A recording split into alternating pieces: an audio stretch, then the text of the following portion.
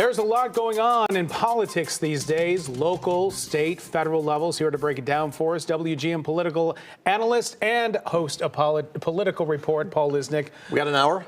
We do not have an hour, my friend. We have several minutes for you, though. We've carved it out. Where should we start? Let's start local. Sure. Let's start on ShotSpotter because I've been covering City Hall on and off for the last 17 years, and you've been here much longer than that.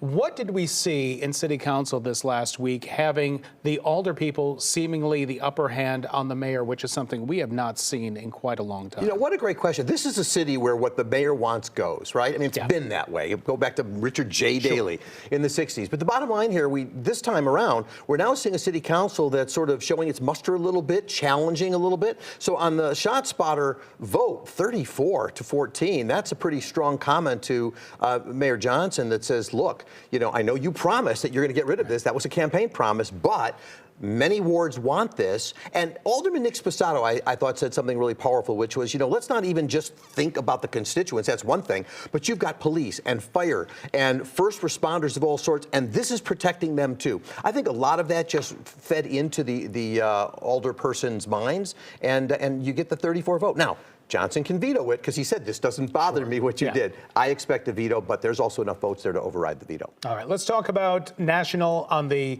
level of the former president's criminal trial in New York State.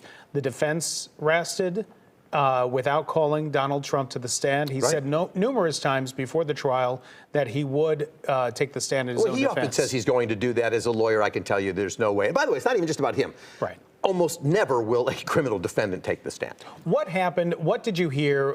Did the defense make any inroads on what the prosecutors had gone? And when it comes down to the key witness in this, talk about Michael Cohen, and did he do what the prosecutors wanted him to? Because it seemed like the defense was able to really hammer his credibility. Right. So first of all, what's coming up, just so we say that, closing arguments on Tuesday, jury will get charged. We're going to have a verdict in this case, I predict, by the end of the week, if not sooner. Okay. With regard to Michael Cohen, you're right to point him out as kind of the key testimony here. The case rests on him. There are other people. I mean, the prosecution put on 20 people. But Cohen is critical. Here's the thing, and it depends what, analysis and what station you're watching. But as a lawyer, what I can say is that Cohen did a strong job with regard to why he was put on the stand, talking about the checks, what he was asked to do, what Donald Trump knew, and all of that. And that is all verifiable and supported, as we'll see in the closing arguments, through the paperwork, through the signed checks signed by the former president, through the memos that went on the checks, all of that. What the defense did was to go after the credibility of Cohen, but basically to say he's a liar, all this stuff. And that may very well be true, but I'm not sure it damages the purpose for which he was put on the stand. So what the prosecution has to do on Tuesday is say, look, nobody says Michael Cohen's a great guy and nobody says trust him with your kids. But what I am saying is what he said about this case, he wasn't lying about. If the jury buys that, you can almost certainly see more likely a conviction. If they don't buy it, probably an acquittal. But I think in this case, it's a New York jury. I think the odds are between conviction and a hung jury. I don't think we see an acquittal. We may see a hung jury. It'd be interesting, though, because this has been several weeks now, several months that we've been talking about it. And you say possibly a verdict by the end of this week. Oh, absolutely, yeah. All right. There's so many things to talk about. Let's talk about what's happening in Springfield, because the state Senate's still trying to figure out a budget. Why isn't this done yet? Probably because legislators tend to leave things towards the end anyway. Listen, we've been waiting all month to say what's going on with the budget. We only started hearing about it a couple of days ago. Yeah. Now, I have talked to some sources in Springfield as of this morning, because the latest is that the House has gone home. They're done, which I kind of thought might happen because there's parades to be marching in on Monday. The Senate is still there doing some work, but they'll probably go home for the parades as well. So it is political season. But that being said, the issue, as I understand it, is a revenue issue. So there is the budget of what they want to pay for, more money in education and various things, but they can't come up with, at this point, the 800 or so million new dollars that they need to find. The governor has a variety of things. He's suggesting increase in sports betting. They're playing with all that, but that's the hang up. It looked like there was going to be a budget at the beginning part of this weekend, and now, as I said, the House is on its way home.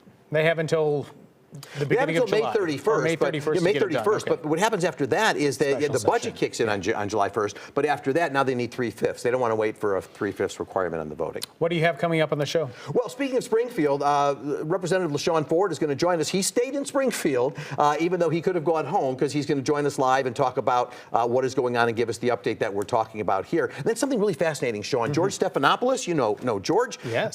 He has written a book called The Situation Room, and it is about all that has happened in the famous, not the Wolf Blitzer show. This is the famous Situation Room in the White House, which actually only got created in the Kennedy administration at the request of Kennedy. And since that time, all the fascinating things, when Reagan was shot, what was going on, somebody recorded the actual ongoings in the Situation Room. So Stephanopoulos has written the first book about the incredible things that have gone on in the Situation Room from the Kennedy assassination, right after the Bay of Pigs, all the way through January 6th. And we talked a little bit about how Donald Trump responded with regard to the Situation Room on January 6th. What did he do? What didn't he do? We'll talk about it with Stephanopoulos. George Stephanopoulos, one of the nicest guys in TV. Truly is. No, I mean, everybody that meets him says that. People run into him on the street. Yeah. He could have been nicer to me. Such a nice guy. You know, I gave him a $5 bill. No, I didn't. But but an incredibly nice Paul, guy. thank you very much. We'll Thank see you, you Sean. back here in about 20 minutes. Yeah, we're here. Political So Report. don't change the channels. Don't change that channel. Paul, thanks again. Thank you, You Sean. can tune into Political Report right after the show here at 9 a.m. for the latest on local, state, and national politics. Still ahead.